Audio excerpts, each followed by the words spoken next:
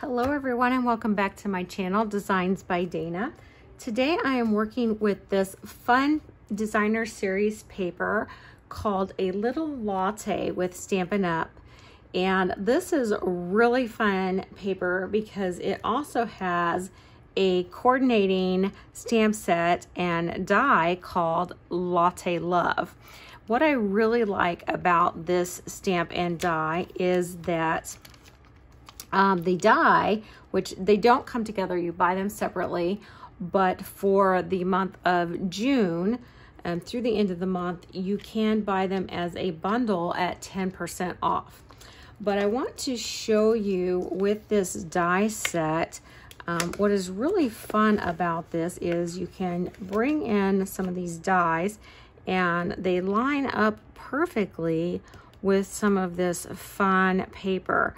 So you can use your paper to cut out some of these dies, or you can also line them up with your stamps. So if you like to stamp and color in your images, that's great. And if you like some of these images on this pattern paper, you can also cut those out and use them as embellishments on your projects. So that is a lot of fun.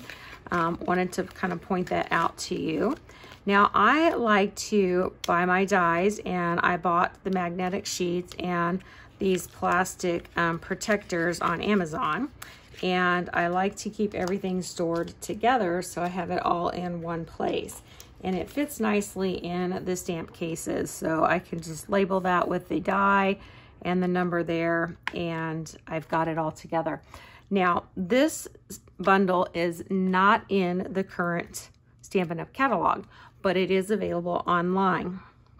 So because this is in the 10% off special for this month, I want to go ahead and give you the item number here. It is 163455 in case you'd want to grab that up before the end of the month. So what I'm going to do today is create a single page layout.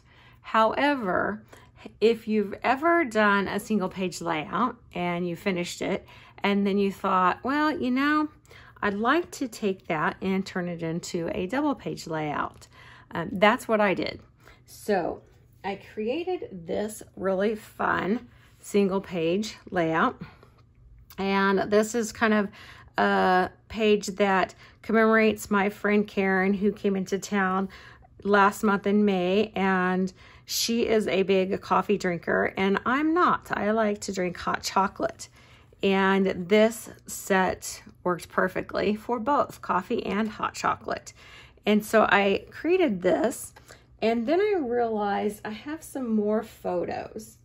So I have these photos of us sitting out on my deck one morning drinking our coffee and cocos and having some donuts, which I don't typically do often anymore. So this was a special treat, and my daughter was out, so she captured a bunch of pictures of us having breakfast out on the deck. And I thought that would be a good page to kind of complement my first page. So I wanted to take that and make it into a double page spread. So this is kind of my thought process of what I want to carry over into my second page, how I want my photos to lay out. And then of course I'm going to bring in some of the same elements here that I have into the second page. So because I knew I already wanted these, I went ahead and stamped and colored my coffee mugs and this little top view of the mug as well. And so I've got those already done, but I need to figure out how I want to cut my papers and kind of make a cohesive looking coordinating page. So I'm going to move all of this out of the way, and we'll bring in at least a white base page and get started on designing that extra page. So we'll get this out of the way and get started. Okay, I brought in my Versamat, and I'm starting with a plain piece of white cardstock. And I want to bring in my other half of the layout to make sure that I try to keep somewhat of a cohesive theme. So I'm gonna slide this over and we can do a kind of a side-by-side compare as we go along, just to make sure that I'm keeping everything somewhat cohesive as I work along on this side. So I'm gonna bring in my photos here, and like I said, I had a pretty good idea of how I wanted to lay out my photos. And then you can see on this side of the layout, I really like to do a lot of paper layering. And then I have these tag elements here, so I knew that I should carry those tags over onto this side as well. So I've pre-cut some paper pieces and the tags, and I thought that it would be good to start with another strip of this paper here and keep that horizontal element over on this side. So I went ahead and cut a piece of that paper. Now I did cut it in a different width, but I'm still going to keep that element so that I've got that consistency over here on this side. Now, as far as these other pieces of layering, I decided that maybe I would mix that up a little bit. So I cut these same colors, but I cut them a little differently. And I'm gonna try and see how I like these. And if I don't like it, I'm gonna kind of play around with it. But I'm thinking that I would kind of layer them underneath here, kind of like this, maybe. And I'll play around a little bit more with that. And then this guy, I think I want to overlap down here. So I've got lots of different, you know, layers there. So that's kind of what I'm thinking as far as the three main patterns of paper on the layout. And I did ink the edges to be consistent with this side. So the color of ink I used to do my inking and the edges is the Pecan Pie in the Stampin' Up color palette. So I'm gonna just kind of play around with what I think I want this to look like. I think I need to bring these a little closer, bring this out a little bit. Let's bring this down a little more. So maybe something kind of like this. I think something like that is what I'm thinking, because I think that carries through okay. So what I did, if you're new to my channel, I did do some tags, and I pre-did a couple of these. So I think I'm going to keep them in similar positions.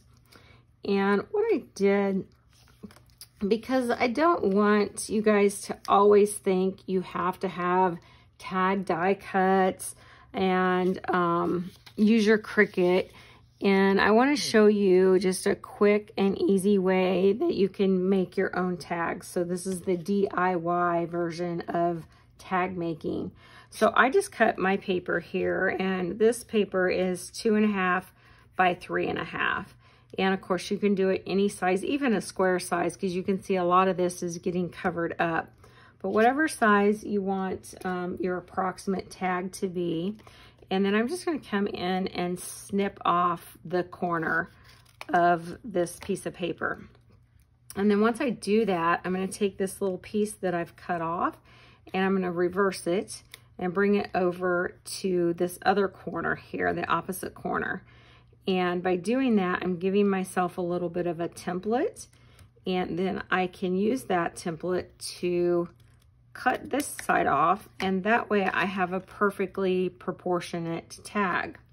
So I can bring in my little hole punch, make my hole punch, and voila, I've got my own tag. I didn't need to, you know, pull out any die cuts, get special sizing or anything like that.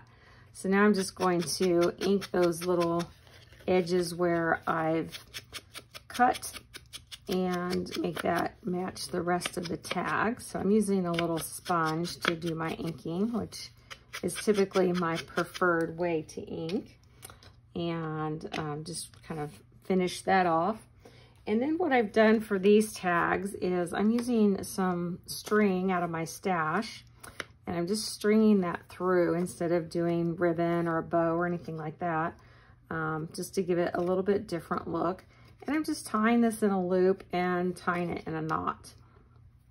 So basically I'm putting kind of my finger through there for sizing and tying a little knot. And that's all I really have to do to these tags. So it's a real simple, quick way to put some tags together without getting through to your stash, and cut off that excess there. And there we go. So I think I'm gonna put this one up under here and layer those about like that. So I'm gonna play around with that. I think that's where I want them to be. I know it very much mimics this side. I thought about bringing them down here, but I really want my coffee cups to go down here. So like I said, I did a lot of this work in advance, and I'm just gonna go ahead and set that over here for now. So what I'm thinking here is that I've got several that I did. So I'd like, obviously, them to kind of mix and match. So I'm kind of thinking about something kind of like this, maybe. And I'll play around with how I want those to look, but kind of like this. And I have an extra one that I did. And what I did with this one is I cut a little slit right here in the cup. And with this one, I was kind of thinking more of my hot chocolate. So I cut that slit, and what I wanted to do is just stick my spoon right through there and kind of make it look like the spoon is kind of stirring the cocoa. So I'm thinking about maybe adding a third little cluster up there. So again, you'll notice that this kind of, again, mimics what I have over here on the left side.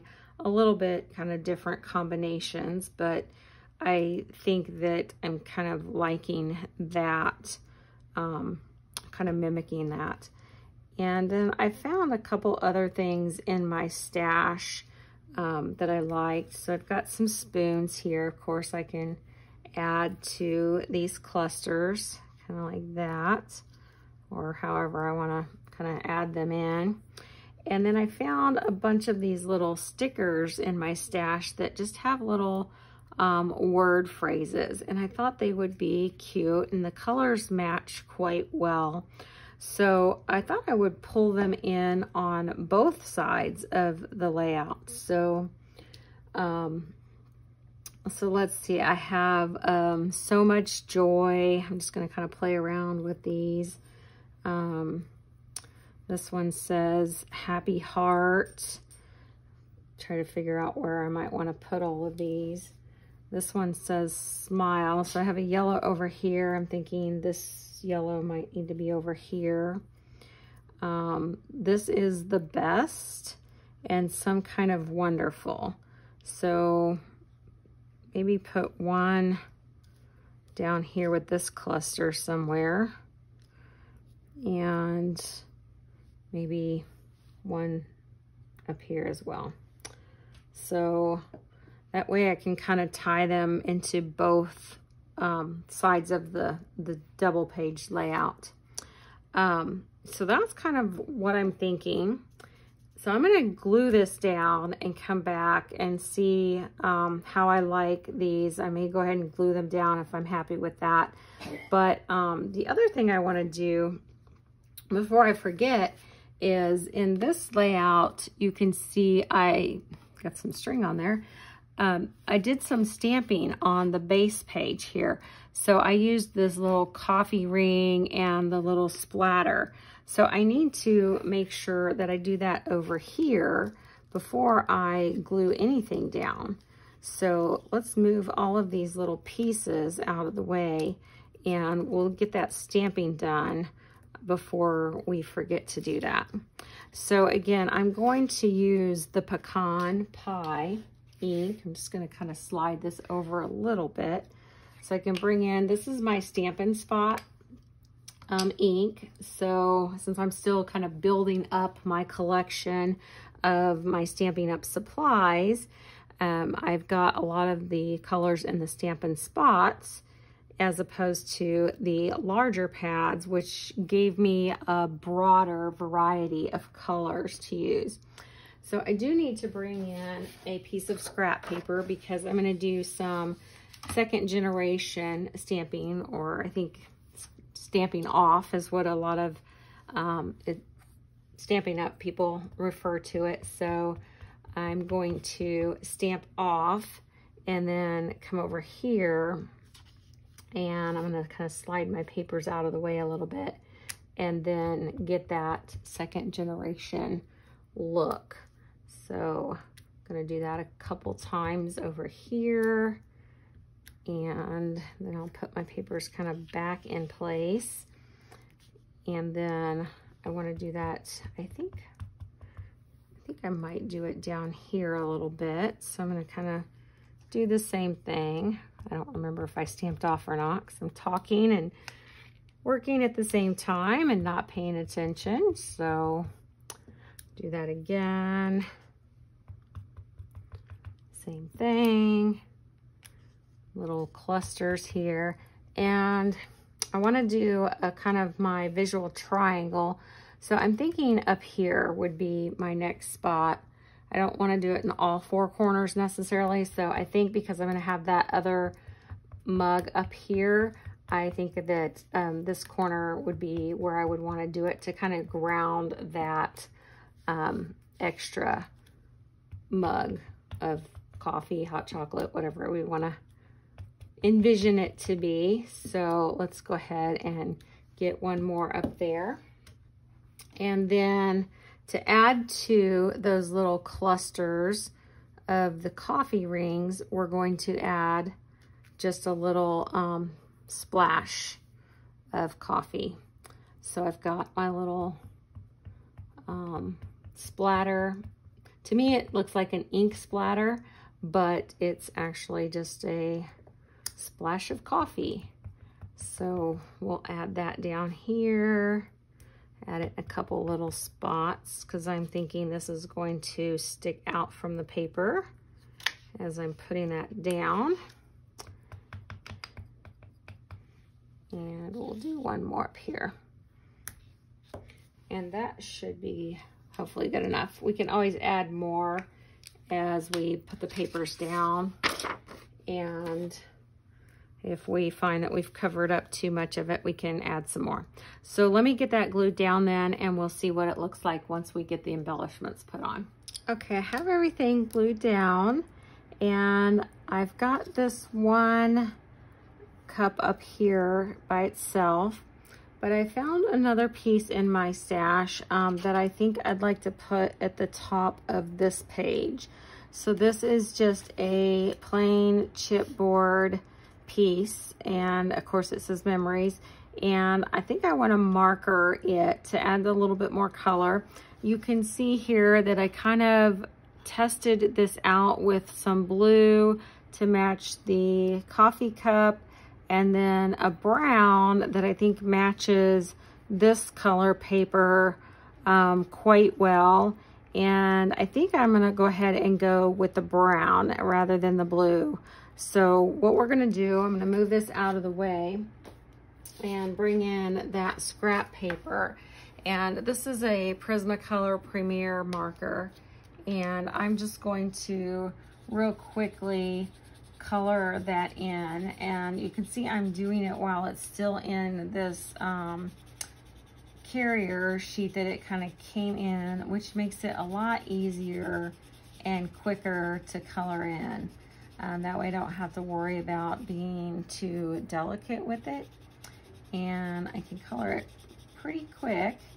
And because this brown is pretty dark, I think that just one quick coat, if you will, once over is going to be quite sufficient.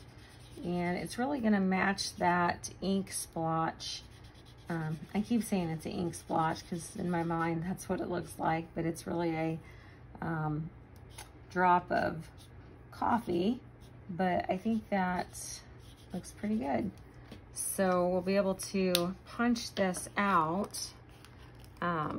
It's in there pretty good, so I'll probably do that off camera.